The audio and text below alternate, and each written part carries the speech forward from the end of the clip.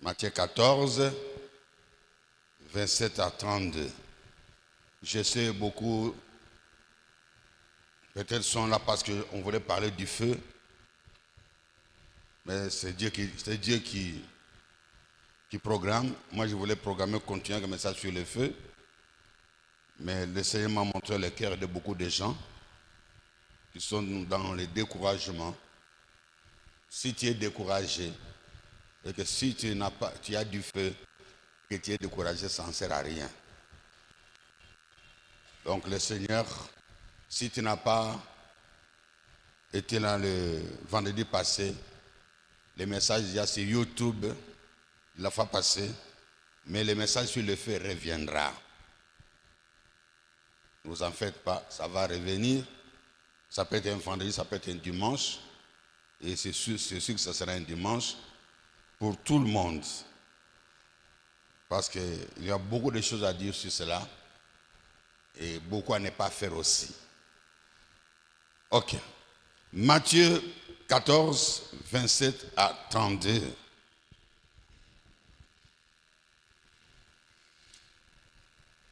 C'est le message du jour. Nous l'avons prêché à 6 h du matin.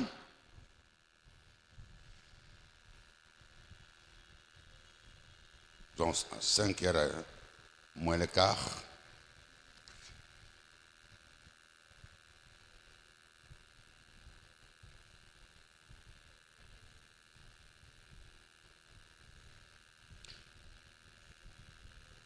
Verset 27. Jésus leur dit aussitôt, rassurez-vous, c'est moi. N'ayez pas peur. Pierre lui répondit, Seigneur, si c'est toi, ordonne que j'aille vers toi sur les eaux. 29. Et il lui dit, viens. Pierre sortit de la barque et marcha sur les eaux pour aller vers Jésus. Mais voyant que le vent était fort, il eut peur. Et comme il commençait à enfoncer, il s'écria, Seigneur, sauve-moi. Aussitôt, Jésus étendit la main, le saisit et lui dit, homme de peu de foi, pourquoi as-tu douté? 32 enfin, et ils montèrent dans la barque et le vent cessa. Amen.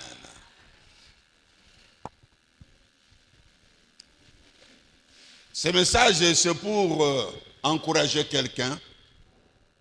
C'est pour redonner encore de l'espoir pour que les combats continuent. Parce que nous combattons dans la victoire.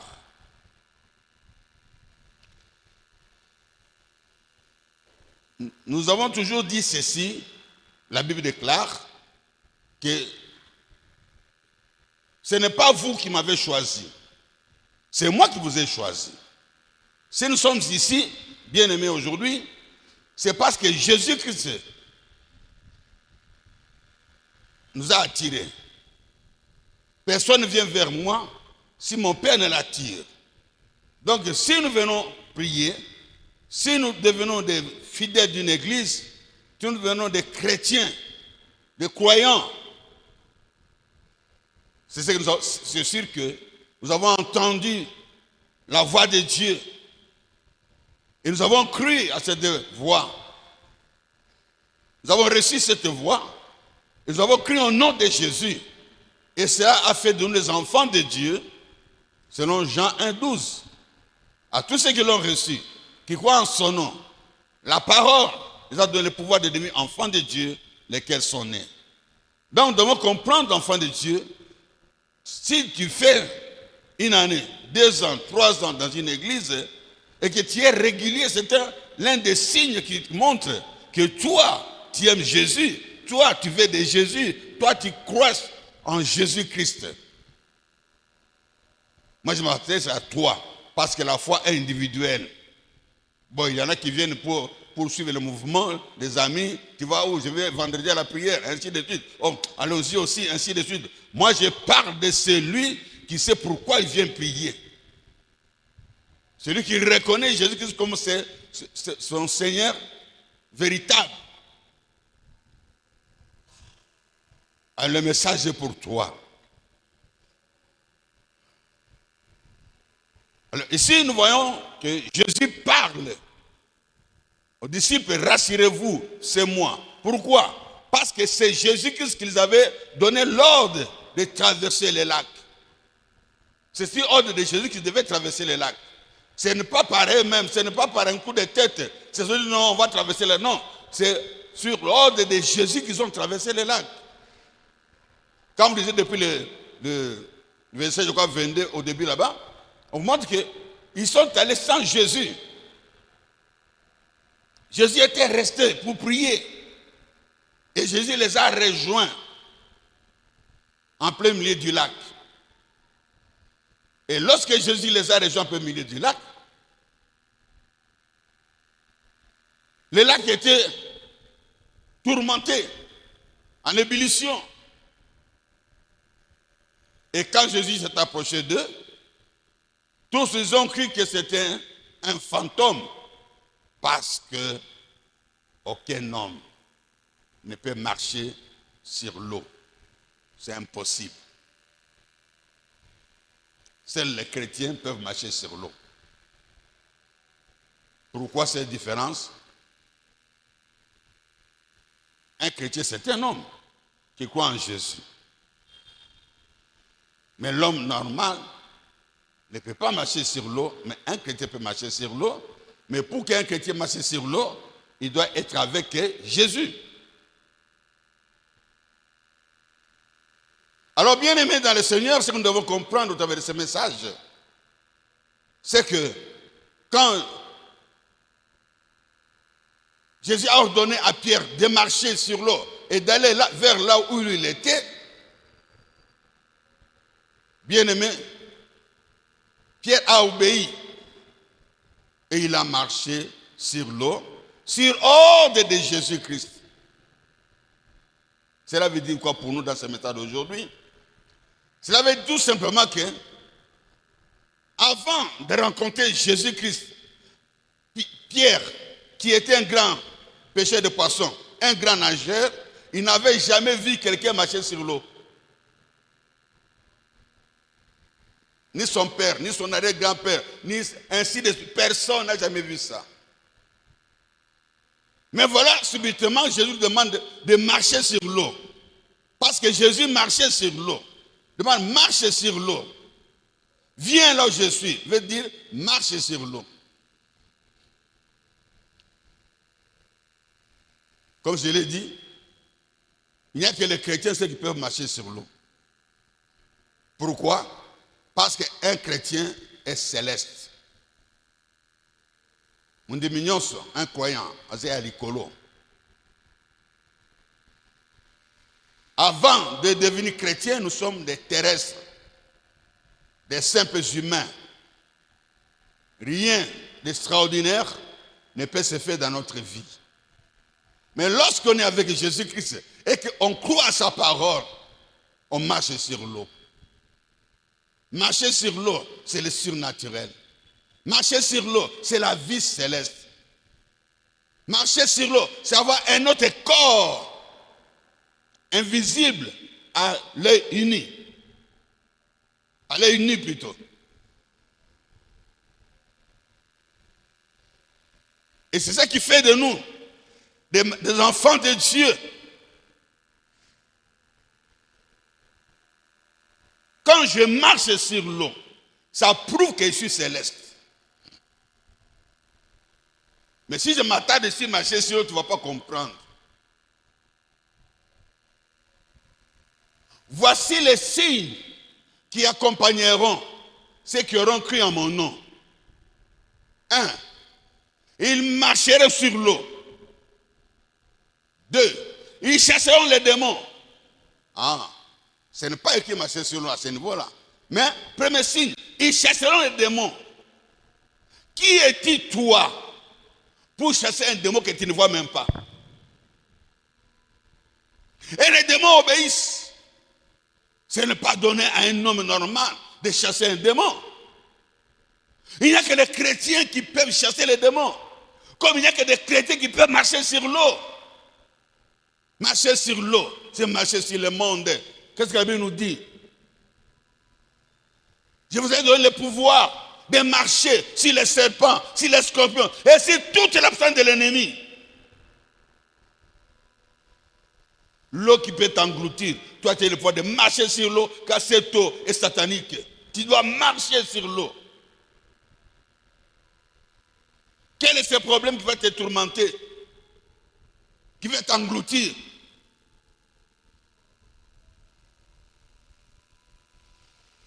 Toute puissance de l'ennemi, c'est pour t'engloutir. Mais Jésus dit, tu marches sur toute la puissance de l'ennemi. Tu peux marcher aussi sur l'eau. Parce que toi, tu as la capacité de chasser les démons. Tu as la capacité d'imposer les mondes malades et les malades seront guéris. Tu peux voir des breuvages mortels, tu ne vas pas mourir, ainsi de suite. Marc 16, 17 à 18. Un bien-aimé. Mais vous savez, les chrétiens ne prennent même pas conscience de qui ils sont. Quand ils chassent les démons, et que les démons obéissent et fouillent. Bien-aimé, chasser les démons ne doit pas être un jeu. Chasser les démons, c'est une vie céleste. Tu dois prendre conscience de cette capacité-là. J'ai ça l'esprit de maladie, j'ai ça l'esprit de séduire. Quand tu le fais, bien aimé, ne le fais pas comme dans un sketch, dans un théâtre. Fais-le en tant qu'enfant de Dieu. Quand tu le fais, tu sais que dès que je le fais, Satan obéit, les démons obéissent. Donc ce n'est pas moi qui le fais. Parce que celui qui est en moi, c'est Dieu lui-même.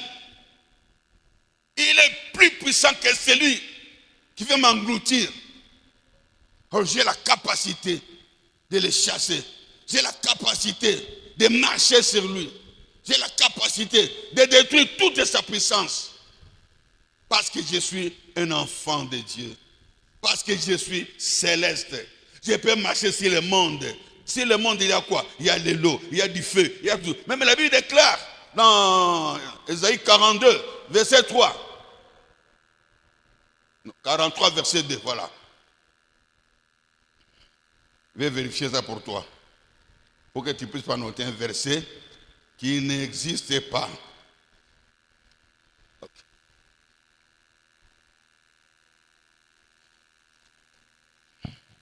Okay. C'est juste 43, verset 2. Écoutez. Si tu traverses les eaux, je serai avec toi. Waouh! C'est un verset qui tombe à pic. Et les fleuves ne te submergeront point. Si tu marches sur le feu, tu ne te brûleras pas. Et la flamme ne t'embrasera pas. Waouh! Il s'adresse à qui? Il s'adresse à ses enfants. Il s'adresse à nous aujourd'hui.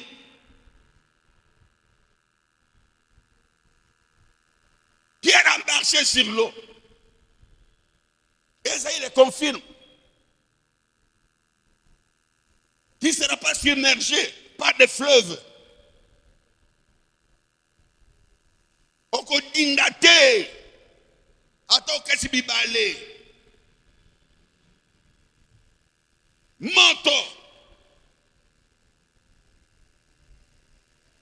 Ekotumba vina yote. Okozikate. Comme on appelle le vendredi passé. Shadrach, Meshach, Abednego. Il était dans le feu.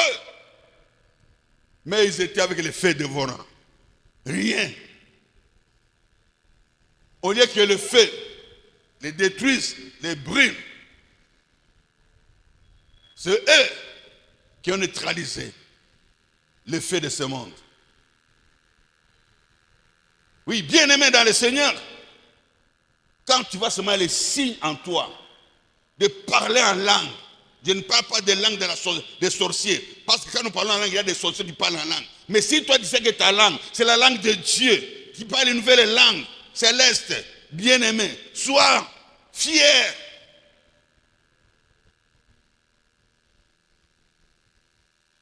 Lorsque tu chasses les démons, Et les démons obéissent, ils fuient. Sois fier que tu n'es plus terrestre. Tu es appelé maintenant à marcher sur les pas de Jésus. Là où je suis passé, vous y passerez aussi. Ah oui.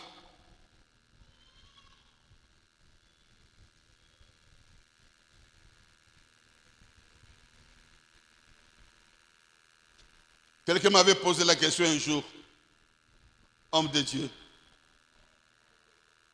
Mais j'ai dit, ça c'est les démons. Je parle en langue. Mais pourquoi les combats continuent tout dans ma vie? Pourquoi ça ne s'arrête pas? Pourquoi ça ne s'arrête pas? Oh bien-aimé, je lui ai répondu ceci premièrement. Jésus a dit, le Fils de l'homme n'a pas de lieu d'endroit où il peut reposer sa tête sur la terre. Donc Jésus lui-même, dans ce monde, il n'avait trouvé aucun endroit où il pouvait avoir du repos. Ce monde, c'est le monde de tourments. Il n'y a pas de repos dans ce monde.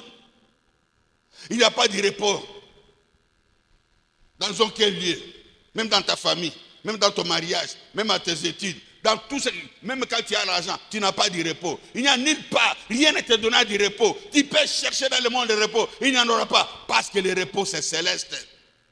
C'est Jésus qui le dit dans Matthieu 11, verset 28 à 29. Matthieu 11, verset 28 à 29, Jésus dit, venez à moi, vous tous qui êtes chargés et fatigués, vous tous qui êtes chargés et fatigués, des coups, des problèmes, des difficultés, venez à moi.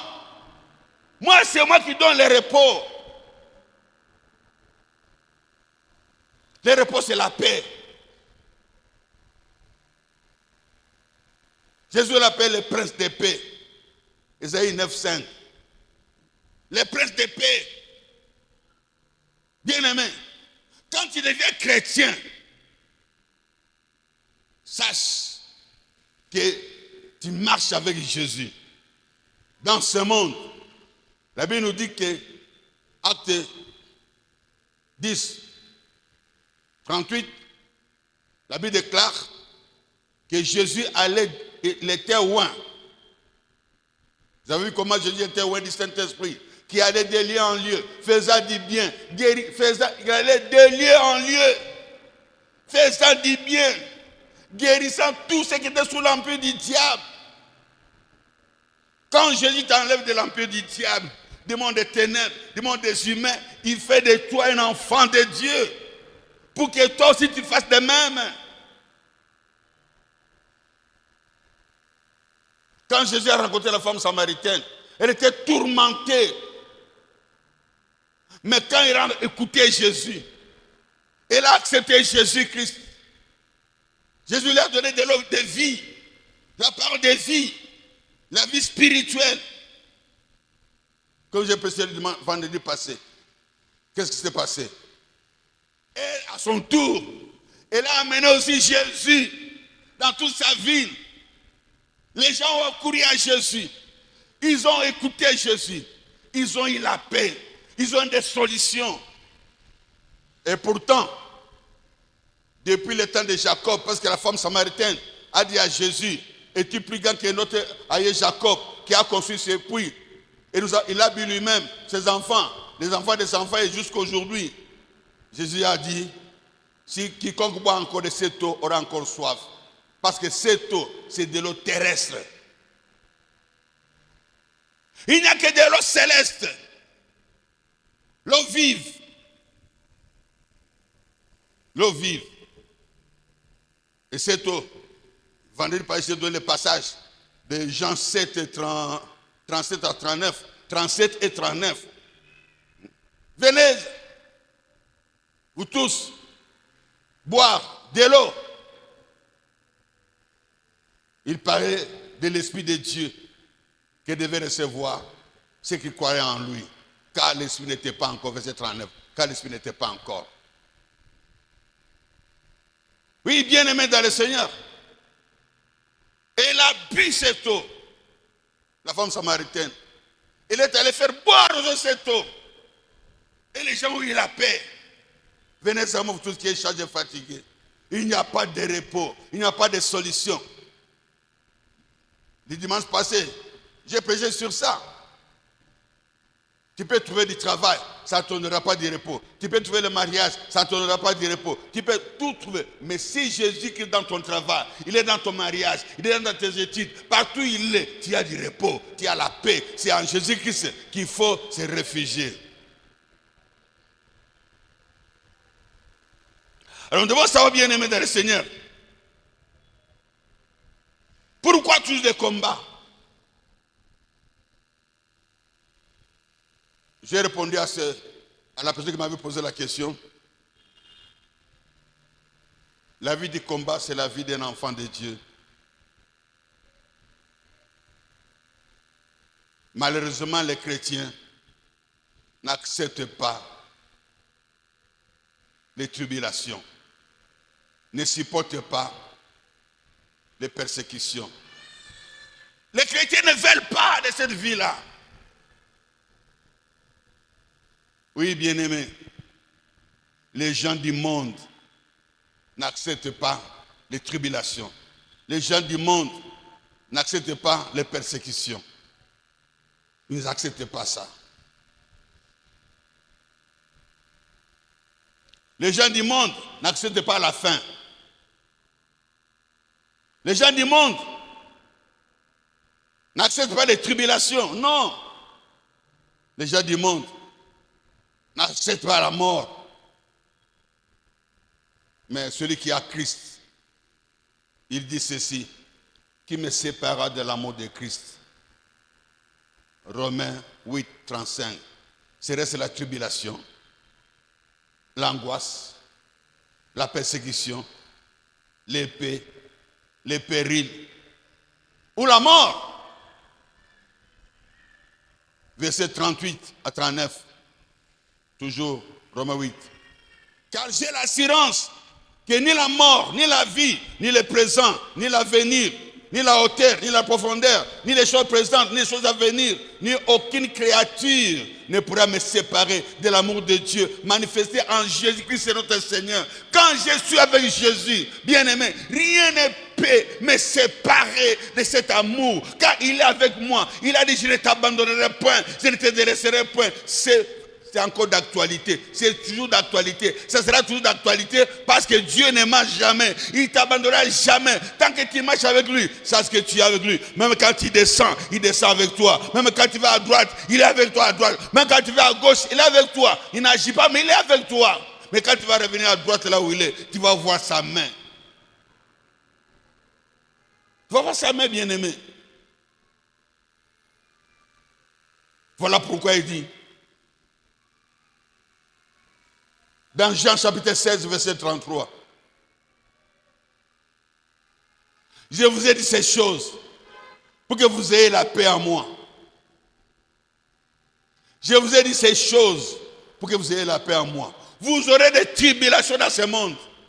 Mais prenez courage, car j'ai vaincu le monde. Jésus ne nous a pas promis seulement le bonheur, la joie lorsque nous venons à lui, lorsque nous marchons avec lui. Sache que dans tous les domaines que tu vas t'engager, alléluia, il y aura des tribulations, il y aura des persécutions, que tu le veuilles ou pas. Mais les chrétiens n'aiment pas les tribulations. Les chrétiens ne supportent pas les persécutions. Alors, tu n'es pas céleste. Si tu es céleste, Romains 8, 35 va te faire comprendre qu'est-ce qui peut te séparer de Jésus. Quel est le problème qui t'empêche de prier? Quel est le problème qui te décourage? Oh, enfant de Dieu, pourquoi tu es découragé? Quel est ce problème? Oui, le problème c'est accepter, mais ça dure trop. Oh là là, bien-aimé, pourquoi la Bible déclare persévérer? Il n'y a que celui qui persévère qui verra la victoire, qui va triompher. Bien-aimé, un enfant de Dieu qui reconnaît qu'il est enfant de Dieu ne lâche pas jusqu'à la victoire. Ça peut prendre du temps que ça prendra. Ce n'est pas mon problème. Car moi je sais, j'arriverai. Car moi je sais, j'arriverai. Car moi je sais, je toucherai. Car moi je sais, je prendrai. Car je sais, parce qu'il est là. C'est lui qui fait le travail, ce n'est pas moi.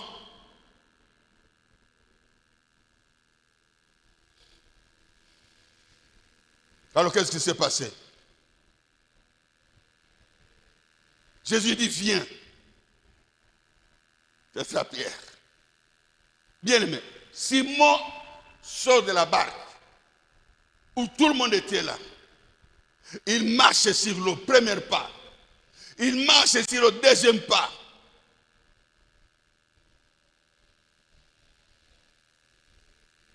Il s'étonne lui-même. Et son entourage s'étonne. Il devient spécial. Il chasse les démons. Il impose les mains aux malades. Les malades sont guéris. Les gens, mais on n'a jamais vu ça dans notre famille. Non, tu deviens spécial. Quand tu marches au nom de Jésus-Christ, tu vas chasser les démons au nom de Jésus-Christ. Tu vas imposer les malades au nom de Jésus-Christ. Tu auras la victoire au nom de Jésus-Christ. Pas en ton nom. C'est au nom de Jésus que tu auras à faire des choses extraordinaires. Catastrophe. Catastrophe. Troisième pas. Il se met à réfléchir. Parce que la mer commençait à bouger. Parce que le vent commençait à s'élever. Si je tombe ici, c'est foutu pour moi. Pourtant, Jésus était avec lui. Jésus était avec lui. Mais il a laissé de regarder à Jésus. Il a commencé à regarder maintenant à lui-même, à ses capacités. Est-ce qu'un homme peut marcher sur l'eau? Et si je m'engloutis ici, ce sera fini pour moi. Qui peut me sauver ici? Alors, automatiquement, qu'est-ce que Jésus nous dit? Pourquoi as-tu douté?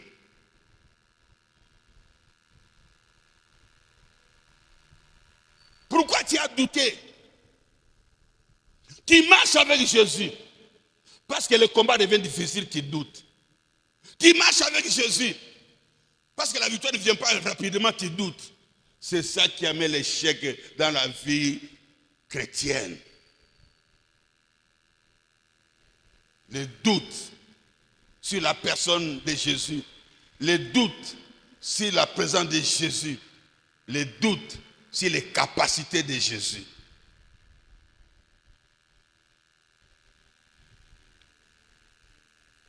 Il y avait les affichettes qu'on achetait souvent quand on commençait le groupe de prière. Si ton Dieu est incapable, essaie les miens. Les miens, même si le temps passe, il est là, il va agir. Les miens, même si le combat devient difficile, il est toujours là, il ne m'abandonnera pas. Mais si tout le monde croit que c'est fini, c'est vous qui croyez que c'est fini. Moi, je ne doute pas de mon Dieu. Je sais qu'il se lèvera, il agira le dernier. Ton amen ne m'intéresse pas aujourd'hui.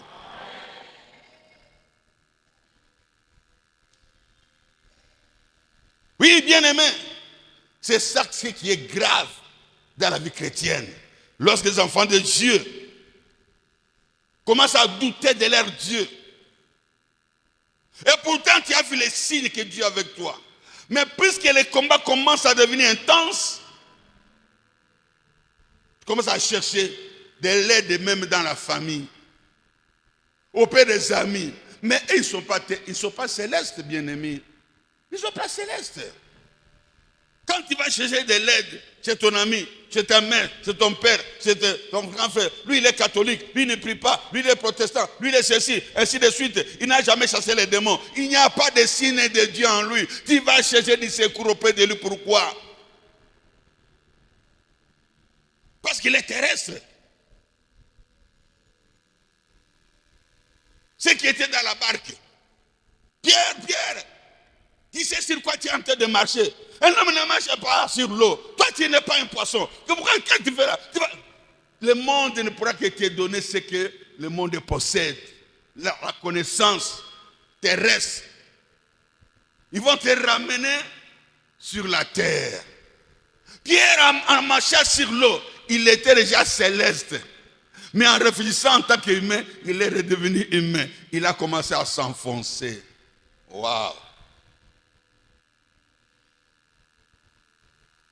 Sors de ton découragement. Sors de ton découragement, bien-aimé.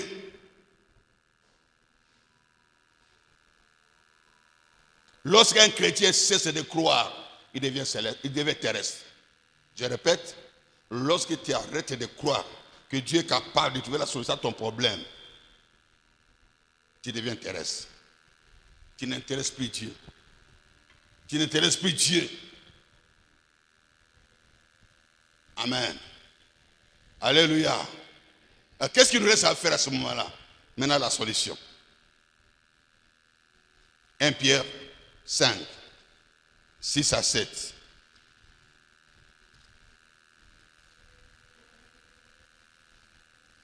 Et le côté. 1 Pierre 5, 6 à 7. Écoutez. Humiliez-vous donc sous la puissante main de Dieu, afin qu'il vous élève au temps favorable, et déchargez-vous sur lui de tous vos soucis, car lui-même prend soin de vous. Amen. Lorsqu'un chrétien reconnaît devant Dieu que je suis incapable, c'est un chrétien humble. Des problèmes viendront qui seront à votre niveau. Des problèmes qui viendront qui ne seront pas à votre niveau. Mais si tu es humble, oh bien-aimé, tu vas reconnaître que lui, il est capable. Que lui, tu n'as pas besoin de le voir. Mais tu sais qu'il est avec toi. Tu vas le chercher. Tu vas crier vers lui. C'est ce que Pierre a fait. Lorsqu'il s'enfonçait, lorsqu'il est devenu terrestre, il s'est rappelé que devant lui, il y a quelqu'un qui est capable de donner la solution. Là où lui, il a échoué. Il a crié, Seigneur, sauve-moi. Nous tous, nous sommes des incapables. Les combats qui nous sont livrés matin, midi, soir, ce sont des combats qui sont au-delà de nos forces. Qui peut combattre un sorcier ici? Personne. Il n'y a que ton Jésus qui est en toi. Parce que tu ne connais pas qui est le sorcier qui t'attaque. Mais ton Dieu connaît les sorciers qui t'attaquent. Ton Dieu sait que ce qu'on a déjà préparé pour toi demain. Il sait.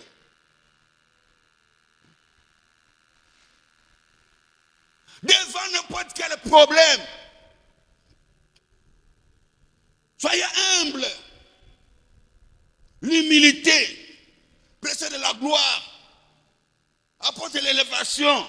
Dieu va, on t'a enfoncé, on t'a enfoncé, on t'a découragé, on t'a chosifié, on t'a critiqué, on t'a dit de n'importe quoi pour te montrer que ton Dieu n'agit pas. Bien-aimé, n'écoutez pas ces gens-là. Ne regarde pas l'océan, ne regarde pas le nombre de gens qui parlent contre toi, ne regarde pas la famille, ne regarde pas les amis, regarde à ton Dieu, écrivez ton Dieu, Seigneur, sauve-moi. C'est ce que Bartimée a fait. C'est ce que la femme dont le sang coulait pendant 12 ans avait fait à son temps.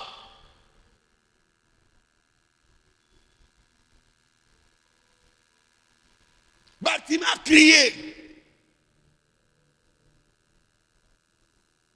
Cherchez Jésus. Quand ça ne marche pas, ne compte plus sur tes yeux.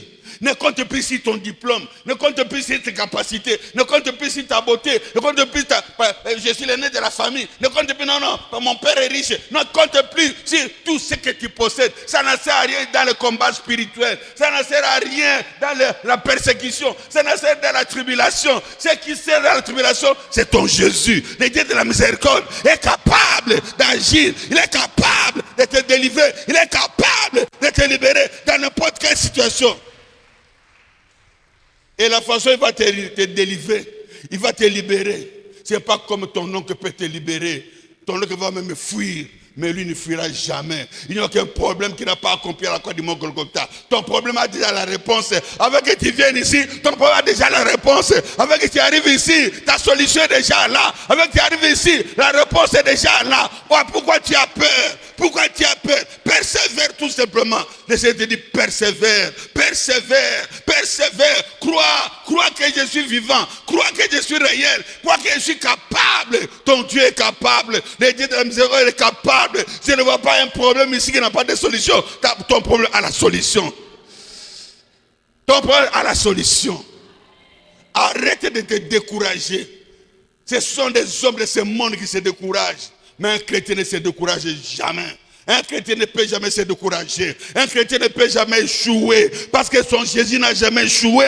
Alors toi aussi tu n'échoueras jamais. Quoi? Parce que Jésus a dit tu réussiras. Jésus a dit tu arriveras. Jésus a dit tu seras. Le passé, c'est le passé. Ta vie ne dépend plus de ton passé. Ta vie dépend maintenant de ton présent. Ton présent c'est Jésus.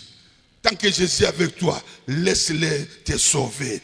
Laisse-le te retirer de là où ta famille t'a placé. Laisse-le te retirer de là où la sorcellerie t'a placé. Parce que dans la sorcellerie, bien aimé, tu ne sortiras jamais de là. Il faut l'intervention divine. Il faut la vie céleste. Jésus est céleste. Il va faire de toi céleste. Même si on t'a mis dans une bouteille, parce qu'il devient céleste, tu sortiras de la bouteille. Même si on t'a mis sous l'eau, on dit là-bas, tu ne sortiras jamais. Quand tu deviens céleste, tu vas sortir de l'eau. Mais vous ne savez pas. Même si on a dit que toi, tu ne te marieras jamais. Quand tu deviens céleste, tu vas te marier.